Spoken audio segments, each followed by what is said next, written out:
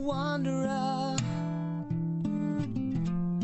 a life adventurer, said he's a secret philosopher. He's a wandering wanderer. Hello there, fellow peregrinos. Welcome to episode 28 of El Camino de Santiago, Pilgrims podcast, where we talk about planning, preparation and packing for walking El Camino de Santiago, as well as tips, tricks and hacks to make your journey along the way a lot more enjoyable. We want to put more bounce in your boots, more K's in your days, take the grim out of the pilgrimage. To that end, we have an interview this week with a British pilgrim, Mark Stevens, who has walked the Camino Frances, the Camino Inglés and the Camino del Norte. Before we dive into the interview, I'd like to make my apologies for the slightly bitty nature of this podcast. Sadly, I have had to piece together lots of different bits of audio because Mark and I recorded this on the same day that Storm Ciara was battering the UK. So in parts the audio quality isn't so good. In parts I've had to interject my own questions, and you'll see that around about the 20-minute mark. So just to make my apologies before we launch into the podcast for the slightly bitty nature of this episode. So made my apologies, and one more request. Are you a pilgrim who's already walked the Camino? If you are, I would love to hear from you if you think you've got some wisdom to impart for people that are going to be returning to the Camino or pilgrims that are going to be walking it for the first time. Can you help with their packing? Can you help with recommendations for places to stay and people and places to eat and drink? If you can, please get in contact via our Facebook page, Camino de Santiago Pilgrims Podcast. Send us a PM. I don't know why I'm saying us, because it's only me.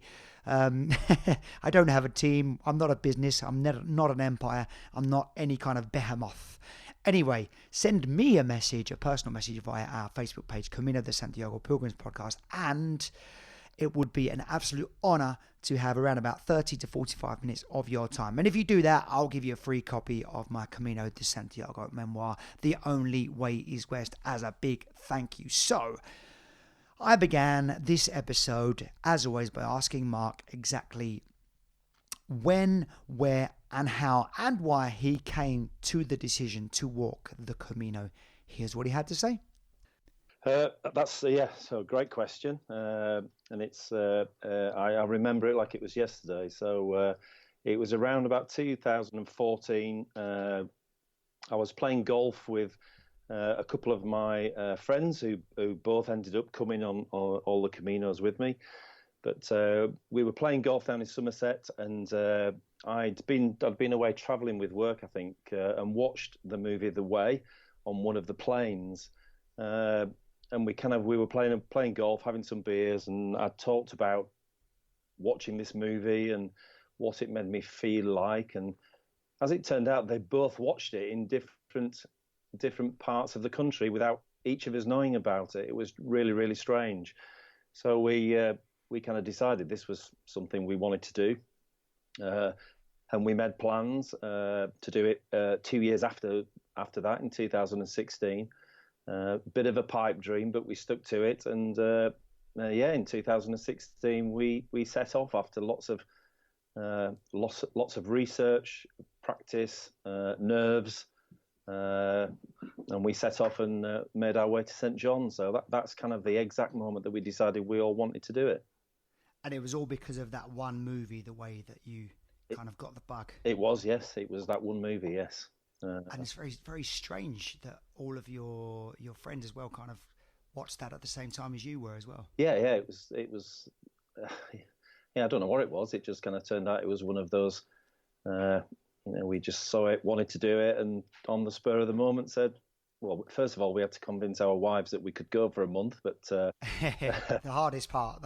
Yeah, once we'd done that, we kind of got into training, and research was the hardest bit, to be fair, is knowing what to do, because you just don't know what to take. And I wasn't a seasoned walker at that stage as well, so it was a little bit nervous, but yeah, that's the moment. So I'm going to touch on two things you said there. First, you said about moving into training, and second, you said you weren't a seasoned walker. So how did you get primed to walk the Camino the first time when you weren't used to doing anything like that? I read lots of forums. I joined one of the Camino de Santiago forums to just. Which one was that? Just in case someone's listening and they're not on one, they might want to join one. I think it's the Camino de Santiago.org forum I joined, which was really good. I kind of joined, read loads, and kind of put up there about what I was planning to do. Lots of people sent through kind of training regimes and stuff. So I kind of looked at all of those, but just decided to start doing short walks and often, so kind of, 4K, 6K, just doing lots of them. And it was more about getting kind of miles in the tank for me. And I walked from the start of doing it. I walked with a backpack as well. So that was kind of how I got into. I suppose it was not really anything that anybody would have said I should have done. I just kind of got into it and thought I've got to walk just to be able to get used to walking with a backpack and boots on. So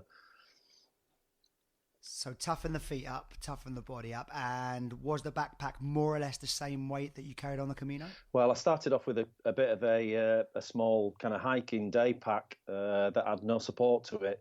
So I quickly found out that actually that was the wrong thing to do. So then I did quite a lot of research around backpacks before I ended up getting the pack that I ended up with, and then I took that to about 12 kg, which is what I walk with all the time. So effectively, what I walk every time I walk with what I'll take on the Camino with me. Yeah, exactly. So you're training as if you're walking the Camino. So when you get to take that first step at Saint-Jean up into the Pyrenees, your body's already toughened up and used to and accustomed to carrying that weight. Well, that was the plan. Yes, it did. Right. Okay. It didn't feel like it on the way up, but yeah, that was the plan. So.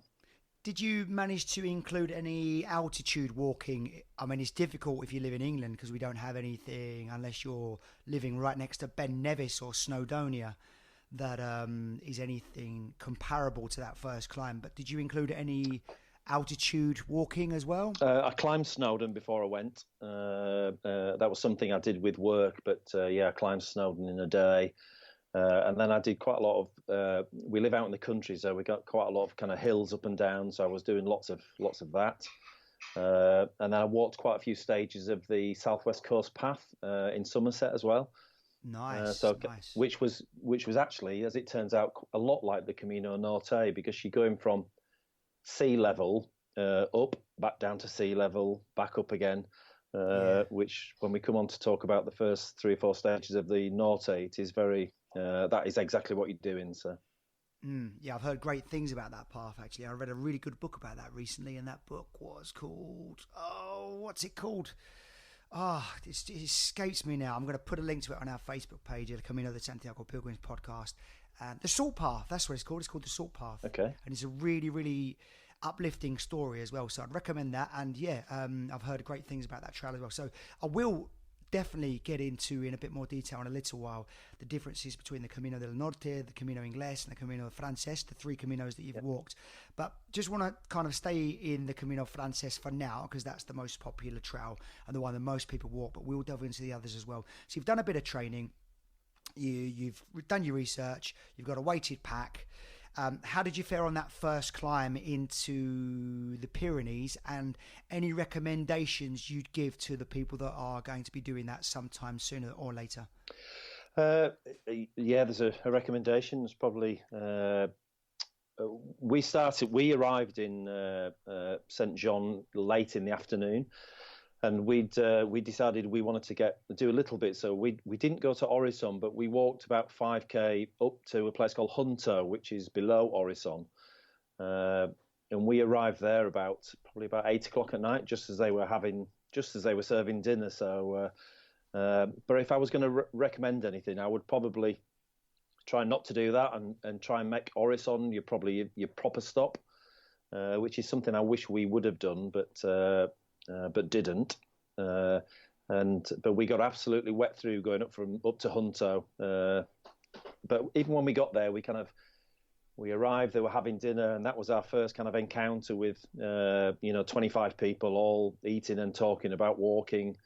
So it was fantastic, I have to say. But that the first climb up out of St. John is very steep, and just kind of puts you right into the frame of what you're going to be doing for the next couple of days. So make sure you've done a little bit of altitude and gradient walking before you get onto that first day. Yes, absolutely. Yeah, quite a lot of people do not do that. They kind of will walk a lot of flat roads and then get absolutely hit with it when they first get there, because it is very, very steep. Yeah, it's a bit of a rude awakening on the first day if you haven't done that kind of thing Yeah, before. So absolutely. Yeah, definitely repeating some of the advice that we've heard in previous episodes as well.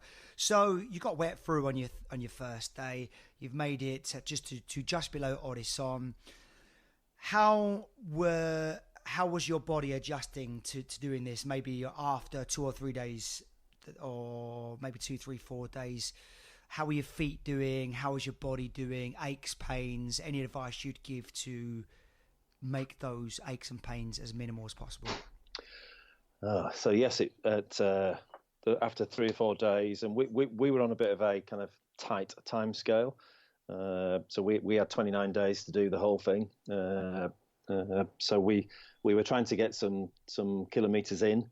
But I think when we got to 2 or 3 days, we'd got past Puente de la Reina, I think, and we ended up having to have a short day because we were just really tired. So doing multiple days of 30 plus was just too much. And I think if I was going to give a recommendation to anybody, it is just do what you think you can do. It's not a rush.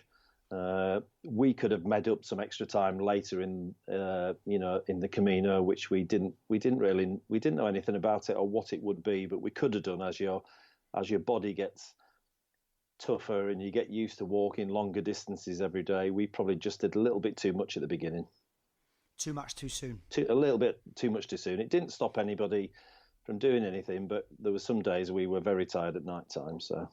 Yeah, I made a very similar mistake on a more recent Camino of mine, a Camino Portuguese, and the first couple of days I did 2:30s, again because we thought we had limited time, and the days after that were really, really painful, even if you're just doing like a 15k day. So if you are going to have to make up time, try and make up that time maybe in your second and third week. Yep.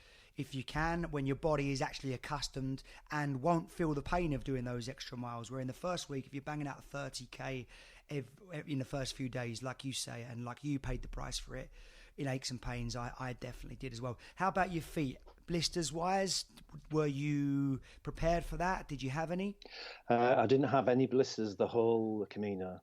What's the secret?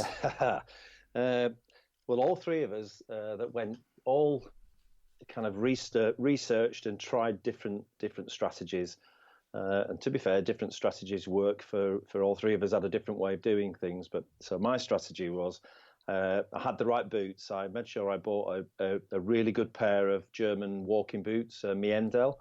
So Meendel Morans I got. So they were pretty expensive, but they were absolutely fantastic. Vaseline on the feet as well, wool socks, anything like that, or you just the secret's in the boots? The secret was in the boots, and then I take 3 pairs of Bridgedale merino wool socks, and I swap my socks halfway through the day. And if I did that, I was absolutely fine. And if I got any hot spots, I would wrap my toes with sports tape, and then I got no blisters. Brilliant. So merino wool socks, those German boots. Can you say the name of those again, please? Meendel, so Miendl. Okay, Meendel walking boots, German walking boots. Halfway through the day, you change your socks as well. I did. That was the secret to getting no blisters. How about your body's adjusting every single day as you're building up those distances, but I'm not sure anything can prepare you for Arlberg life if you haven't experienced that before. Any advice, tips, tricks that you can give to make that transition as smooth as possible? Yeah, that was one thing I was worried about, because if there's a lot of noise, I sometimes struggle to sleep. The first night in Hunter, there was only 3 of us in our own room, so it was fine. But When we got to Rossonvalles the next night, I didn't sleep at all. My earplugs kept falling out, and I don't think I'd not practiced with earplugs. But after that, there's a pilgrim on the next night's stop in a place called Zabuldiki, showed me how to actually put my earplugs in and how to do it the right way. Which was? He'd done that, which is to get your earplugs, get them squeeze them as tight and small as possible, and then twist the end so it's really, really twisted and small. Put it in your ears, and then just keep them in your ears until the whole earplugs have expanded so they cannot come back out of your ears. Wow, good. That's a science behind inserting earplugs. Never heard that before. Thanks for that lesson. Once I've done that, I slept pretty much. I mean, I was tired anyway, but I slept like a baby the rest of the time. It was absolutely fine, not a problem. Yeah, I mean, we've heard similar tips to that. Always people say take earplugs. I think that's absolutely necessary if you are going to stay in the albergues.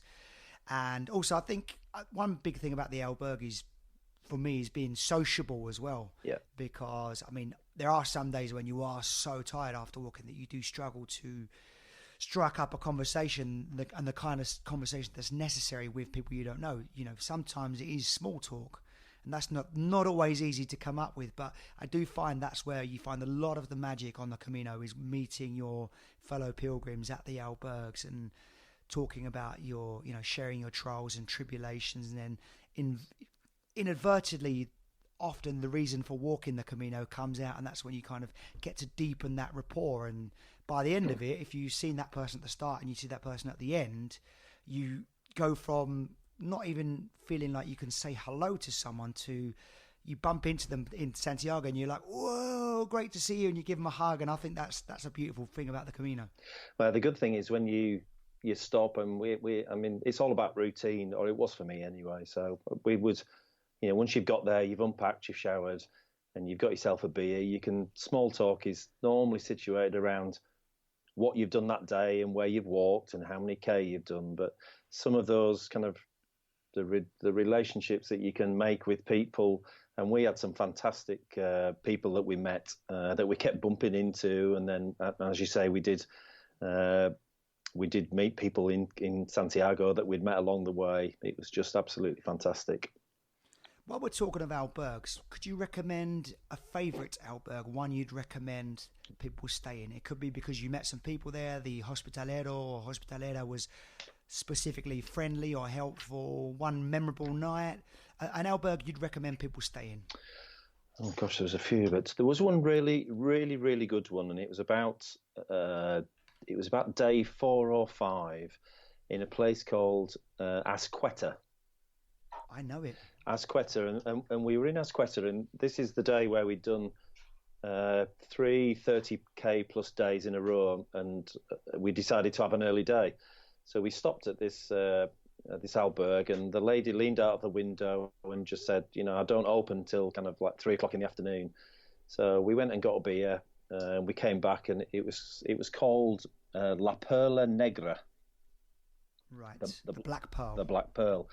And this lady that worked there, she actually owned it with her son. She made a meal for everybody that stayed at night time, and you ate the meal. The pilgrims ate the meal together, and then she would come upstairs afterwards to collect the money. But she would tell you her tale as well. And she travelled the Camino, bought a house on the Camino to bring her son up, and that was probably one of the nicest of loads of nice places that we stayed at, because she was so welcoming. She was so supportive, lots of tips, and it was just a really nice place. It was her house as well. It wasn't like a dormitory. It was just kind of her house. So it was really nice. That's like my dream, to buy a house in the Camino. I'm definitely going to do that one day. So La Perla Negra in Azqueta. Yeah. We'll put a link to that on our Facebook page as well, Camino de Santiago Pilgrims Podcast, so people can look it up and go there after your magnificent recommendation. Now, in the last question, Mark, you answered, and I want to touch on something about pilgrim routines. Yeah.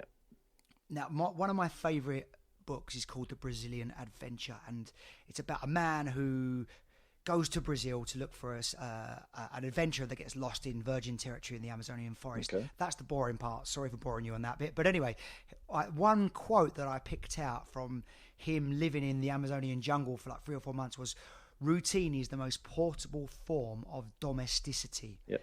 Which I thought was a beautiful way of putting it. And he said, I settled into a routine as quickly as possible to feel like I was at home. Yep. What was your routine? Can you go through just quickly it doesn't have to be quickly, but just talk us through from waking up to going to bed at night, what you felt like your typical day was, so people know what to expect.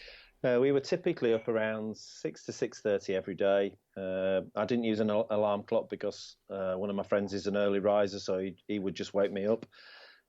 We would get up. We would get up really quietly. So that was a big thing for me as well. So getting up nice and quietly. I would be totally packed, wearing the clothes in bed that I would wear the next day.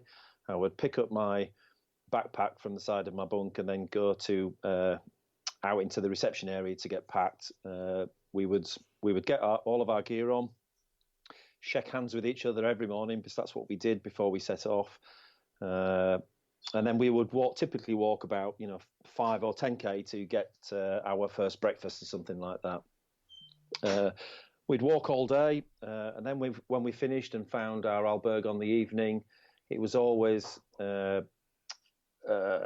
I had quite a system going with my. I use dry sacks in my backpack, so I have one dry sack for clean clothes, one for dirty, kind of one for kind of washroom stuff.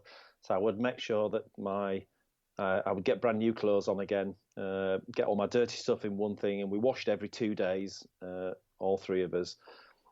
Then have a shower, and then make sure I was all packed for the next day, so I didn't have to worry about it. And then we could then we would go have a beer and play cards, and then go to bed at 9 o'clock, and then wake up and start the whole thing all over again.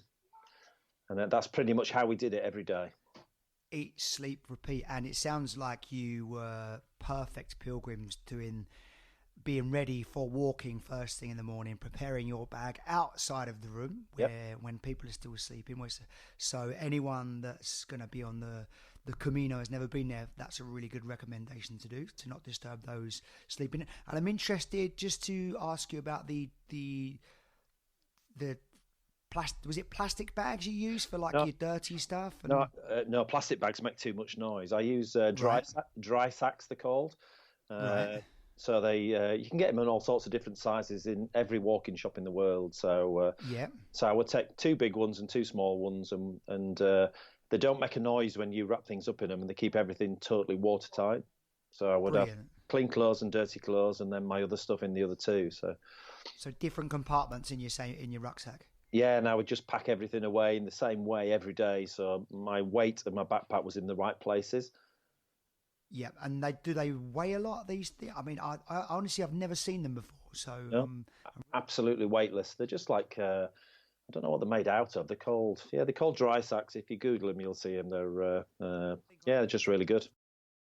Unfortunately, the next 7 minutes of my side of the audio in this interview with Mark disappeared due to us recording this interview the same day that Storm Ciara was battering the UK. So my next question to Mark during the interview was, what were the 3 most important things on his packing list? Here's how he answered. So my earplugs, cannot do without earplugs, and I always take 3 pairs of earplugs with me because you lose them in the night sometimes, but I always wanted to make sure I had a good night's sleep, so that was absolutely important. So what else? I also take I've got a little a keyring torch that's got, it's about 1 inch long, that's got like a soft light on it. So I use that on a night time for looking at my stuff in the dark and make sure I don't wake anybody up. So I could not do without that. And having the right socks and boots is something that is the first on my packing list every time, because if I don't get that right, I won't be finishing my Camino. The next question I asked Mark was, what was his favourite town, city or village along the Camino? Somewhere that might be worth staying overnight. I suppose we found lots of really nice places, and some are so nice, but they're probably not big enough to stay overnight. But One place I really did like was a place called, I don't know how you pronounce it, I'm sure you'll tell me, but Hospital del Ortigo. It's on the Camino Frances, and it's a town where I think during the summer they have like jousting tournaments. We stopped there early one day and we stopped there for the night and found a kind of a beer garden with sunshine and pilgrims, and it was like one of those, things just don't get better than this days. So it would be Hospital del Ortigo. So the place Mark recommended you visit and potentially stay over one night would be Hospital del Orbigo. That's Hospital del Orbigo. And I'll put a link to that place on our Facebook page, El Camino de Santiago Pilgrims Podcast. My next question for Mark was to ask him to recommend a place on the Camino del Norte as well. Camino del Norte... There's a couple of really nice places there, but one that I really liked, and I'm just trying to find the name of it, it was coming out of a couple of days out of Bilbao, and I think it was called Castro Urdiales. And that was a fantastic little kind of fishing village, with little back streets on a night time where you could get wine for 50 cents a glass. It was just a fantastic little place that we really enjoyed, and we kind of said if we were ever going to go back for like a break on a weekend, that's some place that we'd go back to. After that, I asked Mark about the Camino Inglés. The Camino Inglés, because we did the Camino Inglés in 5 days. It was an interesting was the Camino Inglés, because there were some days we just did not meet any people. There was just nobody walking, and there wasn't a lot of towns that I probably thought actually I'd like to come back to, and we really enjoyed it. But it was really, really quiet, and I kind of liked the camaraderie and the meeting new people, and I like to talk a lot, so kind of meeting new pilgrims on the Frances was really good, but the English was just really quiet. After that, it was a few Camino quickies, and I asked Mark to tell us his favourite Camino blog, vlog or book. I couldn't find a lot of books to read about the Camino, so it'd probably be the forum that I joined, so the Camino de Santiago.org forum. Mark then goes on to talk a little bit about his blog. I did a blog really just for my for my family. So I was really, really worried about missing my wife and kids. So I did a blog every day, and I've done it on every Camino I've been on. If you Google "follow the yellow shell," it will come up at the top of the ratings. Then I asked his favourite food or drink on the Camino. Tortilla and cafe con leche. Couldn't do without about 6 of the cafe con leches every day. So, one thing he wished that he'd packed. A hat. I didn't take a hat with me. I took a buff with me, but I didn't take a hat because I thought my buff would do. But I had to buy one after about 3 or 4 days. So definitely take a hat with you because it is so hot. One thing he didn't need and wouldn't take again. Between 2 of our pilgrims, mine was I took things like a metal cup in case I couldn't find anything to eat, and I had quite a few things attached to the back of my backpack, and one of the guys that went with me had a metal bowl and things like that. So things that you think you'll need, you just do not need stuff like that. So I left the metal cup at the wine fountain for somebody else to use. One place that he wished he'd have stayed over. Burgos. Really liked the atmosphere in Burgos. We had one night there, but we'd done something like 36k that day. So that's another one of those places. If I was going to do a city break, I would love to go back to Burgos. After those Camino quickies, we were back to the main discussion, and I asked Mark if he had an outstanding memory, perhaps a quirky or inspiring or funny memory that he specifically remembers from his time on the Camino. Here's how he answered. There was actually, yes. I also remember on our first night in Rosanvales, I didn't know it at the time, but we said hello to a young girl and her dad, just said hello. And then we met them again in a place called Navarrete, which was on about day 6 or 7, I think. And we got to know them. We had some beers and shared the paella with them. They'd walked all the way from Holland, so they were in there. They were in about a month and a week in, I think, and we really found out we had some, really good connection with this father and daughter, to the point where we stayed in touch with them every day, but they were always about a day or 2 days ahead of us. And when we arrived and actually got to Santiago, they'd halted their plans to welcome us into Santiago. So they've kind of put their plans on hold just to wait, and they had beers and snacks and stuff when we got there, and the kind of happiness that we all had as our little group of three and them was absolutely fantastic, and they were the nicest people. We still talk to them to this day. Every time we go on Camino, we call them when we're on Camino to tell them where we're at and what we do. And one day we will go walking with them again. But they were fantastic father and daughter combination. That was a really great story for us, actually. So Mark then went on to elaborate about how he managed to balance being a dad, a pilgrim, and a husband all at the same time. I think I'm really lucky that my wife will let me do that kind of stuff. But the hardest thing for me is my son was only 3 years old at the time.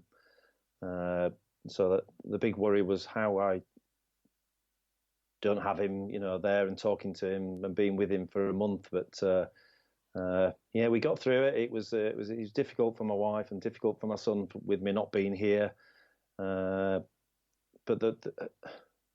I think at the end of the day, I just asked if I could go, and she said I could go, and I think I did deal with it afterwards. But I talked to them every day. She read my blog to my son every day, so he could see the pictures and he could see what I was doing, so he was kind of involved in it. And it was interesting, actually, because when I went on the Camino Inglés, the next one I went on, my son's really big into Lego, and you can actually get a little Camino Lego man. So we've got 2 Camino Lego men, and he has one and I have one. And when I go on Camino, I take it with me. And he's got a backpack now, and he's so into it. We've got a plan now. When he's 10 years old, we're going to be going on the Frances together, just me and him. So it was tough to get through because you really do miss family, but it's doable. I then asked Mark about the major differences between the Camino Frances, Inglés, and Norte. Major differences is the amount of people walking them. The Camino Frances is very busy towards the end, but loads of people to talk to, lots of places to stay. And then if I go to the Inglés, you've really got to plan out your route, because there's only small towns, and in certain towns there's only 1 or 2 places to stay. So we were really kind of tied down to the meterage we were doing on each day. But it's a beautiful walk by the side, by the ocean, and then through, inland. The Norte is kind of in between the two, just a little bit busier, but the scenery on the Norte is absolutely unbelievable. I'm normally the one out of our 3 that does a lot of the research, and I didn't research this one as good as I should have done, because on the first 4 days you are literally on the route we did, you are climbing Snowdon up and down on a daily basis, because you're going from sea level upwards, back down again, upwards. So it is really, the first 4 days are really difficult. But there's just not a lot of places to stay unless you stay in kind of major towns at the end of the kind of guidebook routes. So once again, lesson is don't try to do too much. So just do what you can do and get to where you feel you're comfortable with, and just take a break and start again the next day. So the Camino del Norte wouldn't be one to start with, for example, if you're a first-time pilgrim? Unless you're used to going up and down a lot. And I mean, I lost 3 toenails doing that one. So I'd probably, the Frances, if I was going to give anybody any advice, the Frances is the one to cut your teeth on. It's probably the best one, although it is quite busy. If you go at the right times of year, We did it in May, so it was relatively, we had no problem getting rooms or anything. So I would say do that one. But the Camino del Norte is beautiful, absolutely beautiful. Yeah, I've heard amazing things about the Camino del Norte, and there's surf along the way as well, which is very attractive to me. Is that correct? See a lot of go past a lot of surf spots. Loads of surf spots, and you go past kind of San Sebastian, which is beautiful. But we stayed at a really great surfing place. As you come out of Bilbao, one day out of Bilbao, a place called Playa de Arena, just before you get to Pabina. And it was a little surfing place, and we were out on the beach. You could rent surfboards and wetsuits. It's absolutely fantastic. I mean, that would be a place, if you're into surfing, is to stay for an extra day. Thanks for that recommendation, Mark. That is the next Camino on my wife and I's list, and we'll definitely go there. Also, for those, just for your own recommendation as well, Mark, I think the Camino Portuguese is a really good one to walk if you're first starting as well, because it's but mainly flat. It's pretty flat, and the highest peak is, I think, about a third of the highest peak on the Frances. So that's a good one as well. And the Portuguese are very, very lovely people. I've mentioned it before. Mark, just before finishing, I'd like you to picture yourself back in Santiago again, the first time you walked the Camino. Describe the feeling walking into Santiago and anything you'd recommend to your fellow pilgrims they do to make sure they get the most out of that. And it's not, because sometimes people say it could be a bit of an anticlimax. How can they get the most out of the experience, and how was it for you? Getting there after 28 days was the closer we got to Santiago. We didn't want to get there, not because we didn't want to get there, we just didn't want it to finish. And we stopped about half a kilometre outside and had a couple of beers, just kind of trying to take in what we'd accomplished for 28 days. But when you actually walk in and you walk down the steps with the bagpipes going, and the hairs on the back of your neck are absolutely on end. Absolutely. And you just feel like, we were all hugging and, a bit of crying, and it is just the best feeling in the world. And then we had some friends there waiting for us, which was just absolutely amazing. So I would just... Tips is just enjoy it. Do everything you've got to do to enjoy it. And we enjoyed it so much. We had an extra day afterwards to kind of see Santiago, but we just got our walking boots on and went and sat in the square with a bottle of wine and our cards, and just spent another day just watching pilgrims come in again, because just so happy seeing the smiles on everybody's faces. And then we met friends that were coming in the next day after us as well, that we'd met along the way. So yeah, just go with an open heart and enjoy it, because it's absolutely fantastic. So if you can, spend an extra day and a little bit of wine to reward yourself afterwards. Absolutely. Well, you do that most nights, don't you? So, yeah. So. Just to finish, Mark. You're gonna say something. On the wine front, that was really interesting. It made me laugh, actually. But quite a lot of the albergs along the way, you'll get your pilgrim's meal on a night time, say, €8-10, and it's a 3-course meal with as much wine as you can drink. And when everybody goes to bed at night time, it's nearly always the wine that's left on the table, because everybody's is up walking at 6:30 in the morning. They just don't drink as much wine, you know what I mean? But it is a fantastic thing to do, and the wine is brilliant, I have to say. So you took one for the team there, Mark, and yeah, that's very noble of you. Mark, just for anyone that's thinking of walking the Camino, they're 50-50. Maybe they're a little bit scared. Maybe they've got some barriers to them actually going to walk it, such as familial or professional or personal. What would you say to them to convince them to take the plunge and go for it? If you're thinking about it, I would say just do it. You will have, apart from things like, having your children and getting married to your wife, you'll have the best experience you've ever had in your life. And it's like being in a different world, because you're just in this walking world of people that all speak the same language, and you just have the best time. It's the best thing I ever did, and just you'll have no regrets by doing it. I promise. There you go. And just like Pascal Auger said, it will be the best present. That was the last podcast guest. He said it could be the best present you could ever give yourself, and you've just confirmed that as well with what you've said. Mark, I'm really, really grateful for your time this afternoon. I know you are weathering the storm of Storm Ciara in the UK right now, so I'll let you get back to battening down the hatches. And is everything okay there at the moment? I was out for a walk this afternoon with the dog. There's quite a lot of trees down, and I've had some tiles off the roof on my car, but apart from that, everything's fine. Okay, well, I hope you, your wife, and you got a young boy, you said, didn't you? Yeah, a little boy, Charlie. Okay, so I hope you, your wife, and Charlie are come through that safely. Thank you so much for your time this afternoon. For your next Camino, then you're going to do another part of the Camino Norte. I want to wish you buen camino, fellow peregrino.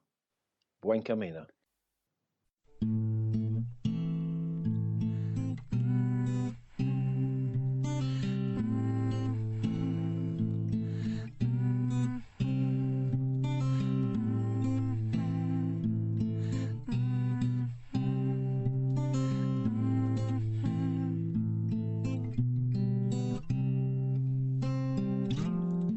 A wandering wanderer